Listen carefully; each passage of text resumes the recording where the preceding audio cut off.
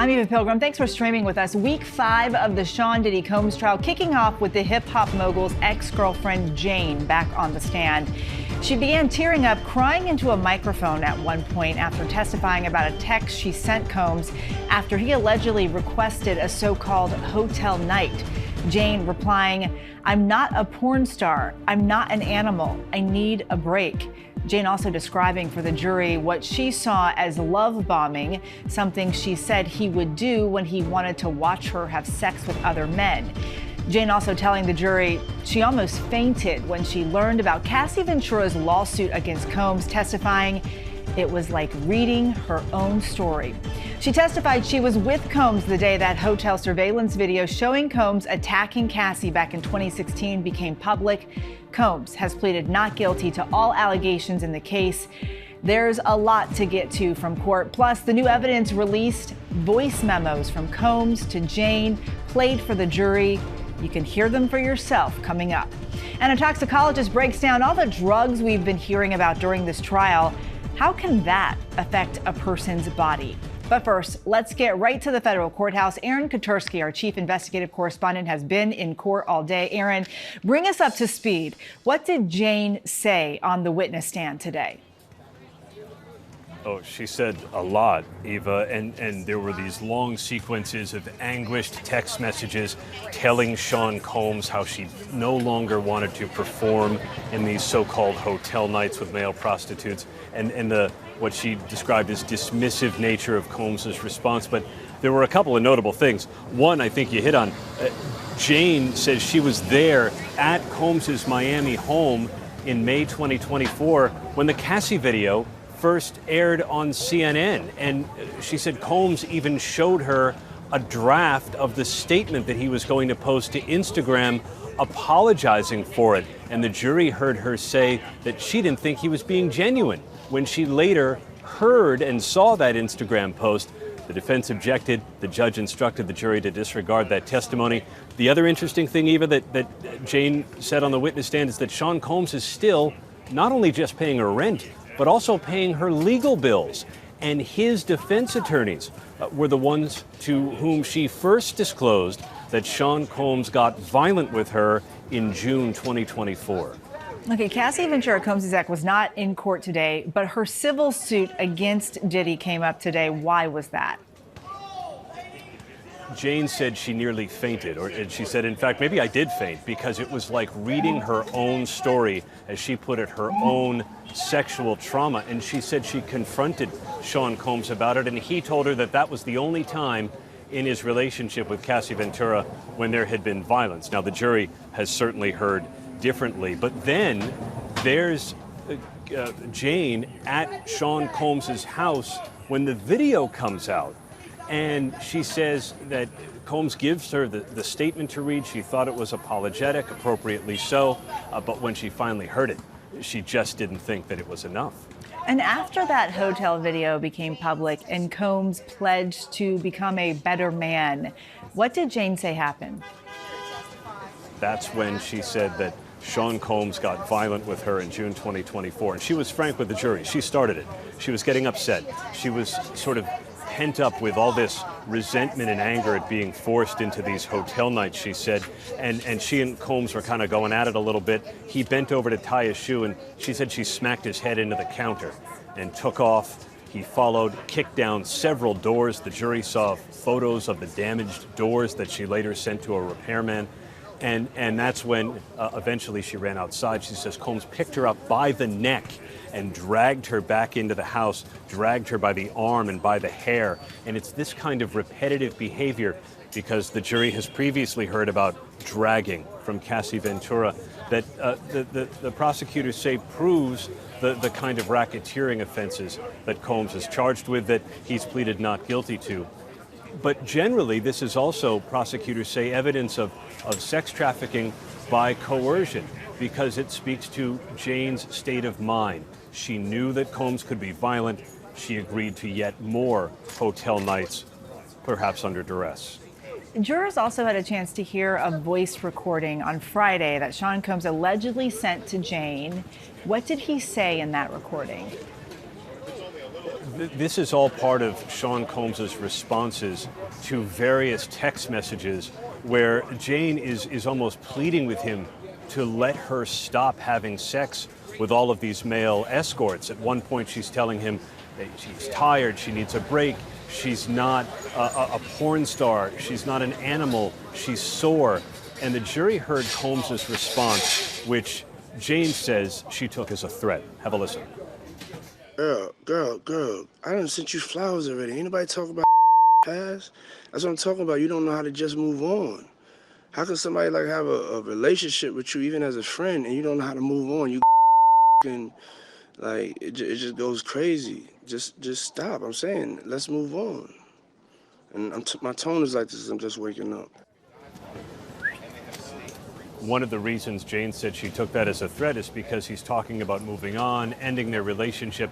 Every time Jane said she would bring up to Sean Combs her reluctance to perform with male prostitutes, she said hovering over the conversation would be the fact that he's paying a $10,000 monthly rent check. And Aaron, what was Combs's response listening to all of this in court today? You know, his demeanor was a bit interesting today. He's listening carefully to all of this, especially some of the more recent messages, because more voice notes were played in court today, and his voice kind of echoes through the courtroom, which is otherwise silent. But he was sitting back from the defense table, had his legs stretched out, his arms kind of crossed like this, and we're not sure what the posture means, but it was a notable difference from the leaning forward at the table and listening intently to the speaker. Aaron Katersky for us there at the courthouse. Aaron, thank you so much. Let's break down what we saw in court today. Joining me now, ABC News legal contributor and defense attorney Brian Buckmeyer. Brian, Jane back on the stand. What stood out to you today? I mean, Aaron highlighted most of it, right? The fact that Sean Combs is still paying the $10,000, paying for her legal fund, the violence that we heard that she alleged that Sean Combs did in that what we might describe like mutual combat between the two of them, and also just how he started to hear evidence of close in time to Cassie's lawsuit, the close in time to the raid, and also him getting arrested, and how we're getting an inside view as to what Sean Combs was doing and how he reacted through Jane herself. Let's talk about that lawsuit, Cassie Ventura's 2023 lawsuit against Combs. Why did this come up? It came up because Jane described the moment in which she heard about the lawsuit, when she actually read the lawsuit herself as well. And she talked about taking a photo, or at least a screenshot, of 3 of the pages. Now, we don't know what all 3 of them were. I think the first one she said was the first page. But she said she was reading her own trauma. She started to see the dots connecting as to what she went through and what Cassie had went through beforehand. And she started talking in the sense of he knew what he was doing was wrong. He understood these freak-offs, these debaucheries, like these hotel nights were horrible, and the way he would love bomb and persuade women, because she said what happened to her, she believed also happened to Cassie. The jury also got to hear a series of phone calls between Combs and Jane. Explain these to us. So we heard phone calls, voice memos, or voice notes, because they'd be texting each other back and forth, say, call me, or voice memo or note would be given. And it was a mixture of Sean Combs almost reassuring her that everything was going to be okay, something I believe that the government is going to try to use to say this is another form of control, but also talking about a relationship that I think the defense will hone in on and say, you know what, this seems like a man who's trying to rebuild a relationship, not someone who's sex trafficking. But of course, the November 19th date, very important, because this is 3 days after Cassie's lawsuit was filed, and these communications where we're seeing again how Sean Combs are reacting to the news of this new lawsuit, as well as the investigation coming after him. Jane at one point today mentioned sex tapes that she didn't want other people to see, but she was worried about them. Why does this matter? Coercion. It's the same thing we heard when it came to Cassie, where Sean Combs would say that he would release the sex tapes to her parents, sending it to their parents' job, or putting it out to the public, the fear of embarrassment. But with Jane, it was even more specific. It was that he threatened to send the sex tapes to the father of her child. And so you got to think about it, right? Single mother, maybe she could lose custody of the child, obviously being embarrassed by it, affect her financially. These are the harms and damages that the government's going to say Sean Combs was using to control her through coercion, to use the sex trafficking, to make out the RICO conspiracy, and try to prove their case. The day that a hotel attack video was released, Jane said she was with Combs. What did her memory of that day show? her memory was seeing the Combs family come together and try to figure out how to resolve this. Also, she said that she saw an earlier kind of draft of what was going to be said in response to this. And she said when the response did come out on social media, she said it didn't seem genuine, didn't seem authentic in terms of apology towards Cassie in that message. Brian Buckmeyer, thank you for being with us. And throughout this trial, jurors have listened to graphic, detailed testimony about the alleged drug-fueled sex parties called freak-offs or hotel nights that prosecutors say Combs would host. Jurors were also shown images of the trove of drugs allegedly found in Combs' residence or hotels where these events happened, including a variety of pills, marijuana, powders, and other drugs that prosecutors alleged were used to make women compliant, allowing them to perform long past the point of exhaustion. Now, Combs has denied all charges. Joining me now to talk more about the actual impact these drugs have on the body is emergency medicine physician and medical toxicologist, Dr. Stephanie Widmer. You are not involved in this case, but I just want to ask you, Cassie Ventura and Jane, they both testified that Combs provided them with drugs like ecstasy, ketamine, cocaine, and GHB so they could stay awake for hours, even days. In your experience, when it comes to sexual assault cases, what drugs are particularly concerning? Walk us through the effects these drugs can have on the body. So there are a number of drugs that were mentioned throughout the trial, and all of these drugs have different mechanisms of action. They have different effects on the human body. But at the end of the day, these are all drugs that can sort of alter somebody's sensorium, and they're all different types of psychoactive drugs. And when you're talking specifically about sexual assault, when someone takes these drugs, their ability to provide consent thereafter, this really becomes like kind of a key issue. In particular, drugs that cause sedation, or if with reference to ketamine, which has been brought up a number of times throughout this trial, that can cause something called dissociation, which is sort of the feeling of being detached from one's body. Drugs like that can cause decreased sensation and altered level of consciousness. Those drugs are particularly concerning in cases of sexual assault. Each of these drugs can be dangerous on their own, but what happens when you mix these drugs? So mixing illicit substances on their own are certainly dangerous, but when you're mixing them, there's the potential of increasing toxicity. You can overwhelm the body's ability to process them. You can compound effects of certain drugs, making them more sedating. It can cause strain on the heart, dangerous heart rhythms, or swings in blood pressure, especially if they are drugs that oppose each other. It can slow or stop breathing, and really increase confusion or impairing judgment and memory. Overall, mixing illicit substances it's unpredictable. So everybody processes these drugs differently, but it's dangerous for anyone. Dr. Stephanie Widmer, thank you so much for being with us. And for immediate substance abuse crisis, dial or text 988. For referral treatment, dial 1-800-662-HELP. Still ahead, we'll play more of those voice memos sent by Combs to Jane. Our legal analysts break down what he said and which side it helps.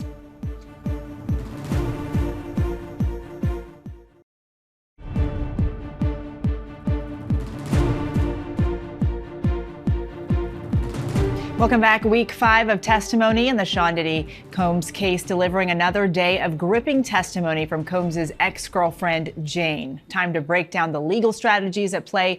Brian Buckmeyer is here as the defense, Bernarda Villalona analyzing the prosecution. Bernarda, prosecutors responded to the defense's motion for a mistrial. Was it strong enough to get the judge to rule in their favor?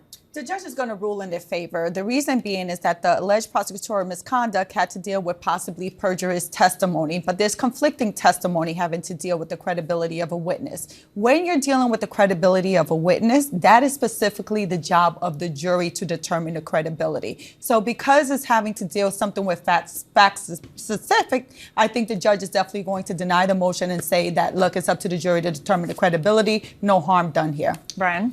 I think for mistrials, you don't expect to win at the trial level. What you're really doing is you're setting up yourself for the appellate issue, right? And so you have to make the argument at the trial level so you can preserve that issue for the appellate, and also you collect more information as well as the case concludes and moves on. I do think this is more than just a competing information of what's true and what's not.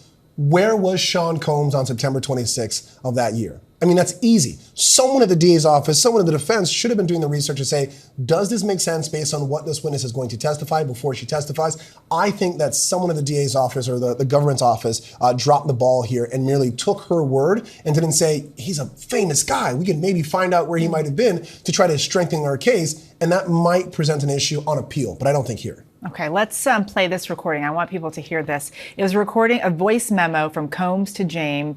The jury got to hear this today. Take a listen. Hey, I really don't know what's going on with you, but I just want to just give you a heads up that I'm about to really disappear on you. You feel me? I'm not going to be playing these games with you at all, at all. So I don't know. You think you silent treating me, and you think I'm going to be, nah. You'll have a rude awakening. You'll just have silence.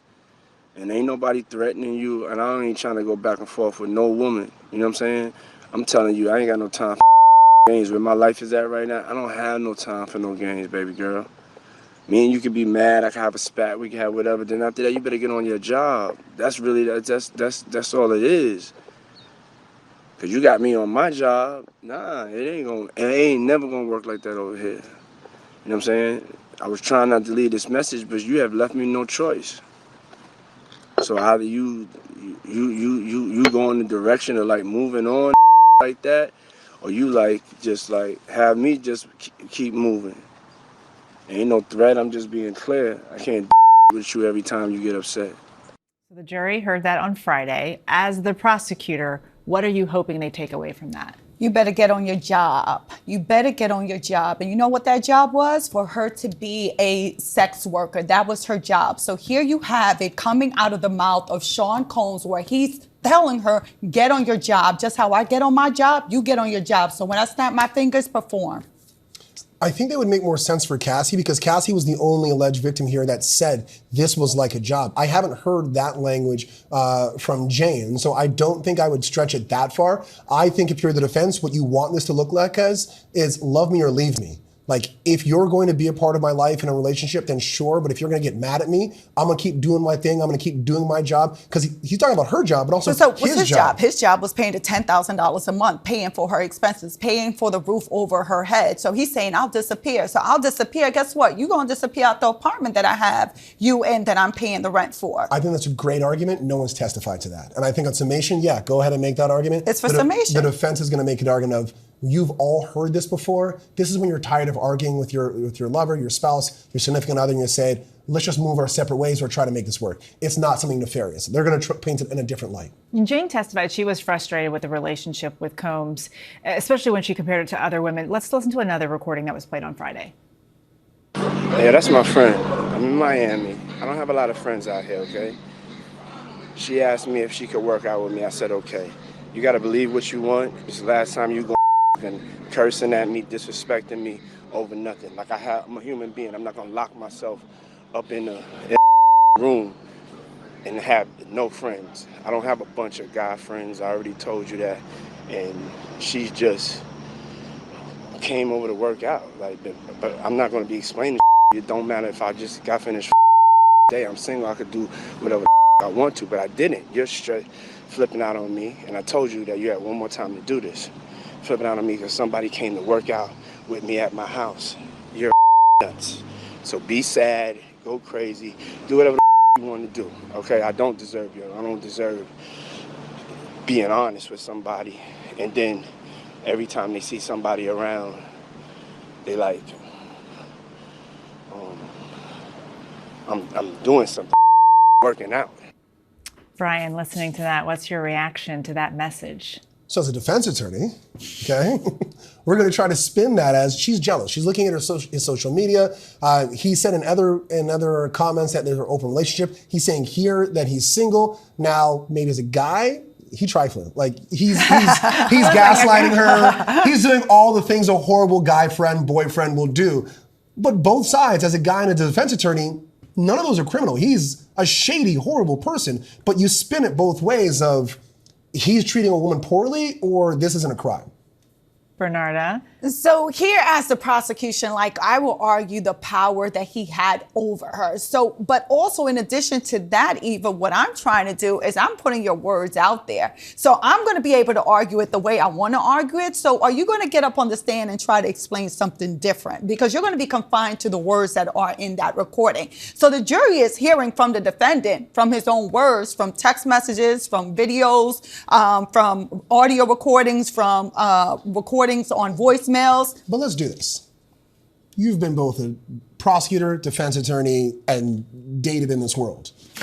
Which one of those conversations does that sound more familiar to as? As someone who's dated maybe or heard of a horrible guy or of a criminal? Like, what is that more familiar to as? Well, the thing is, you have to read all Counselor, of it. what is You it have more to familiar take. to You have to as? take everything. When you listen, you have to look these at the full picture. Voice memos. Which side do you think it helps the most? Well, the prosecution, because when you combine it with that she's on the stand, and remember, I'm in a main courtroom where she's testifying, she is talking so softly. She refuses to look up, even at the person that is asking her the questions, and she is crying like every 5 minutes. So when you combine him talking so aggressively to her in these voicemails, like to us, it'd be like, no, you ain't talking to me like that. But to a person that the jury is seeing, it's like, oh, wow. Yeah, but they also heard that she started physical fights, smashed his head into a marble counter, punched him, threw wax and hot oil at him. But they heard that as well, so she's capable of that as well. And here's a guy saying, you saw me on social media with another woman. Let's not get crazy about this. I'm single. I can do what I want, but I'm telling you the truth. Again, that doesn't sound criminal. I think that rings truer in people's ear as something they've heard before of a trifling man. But also, they're not looking at that testimony singularly. They're looking at the entire case. They're looking at the Cassie video. So they're listening to everything. We got to go. But I appreciate the trifling man comment. Brian, Bernardo, thank you both. Coming up, week 5. But what are people and terms being searched for on the internet? We go through some of them when we come back.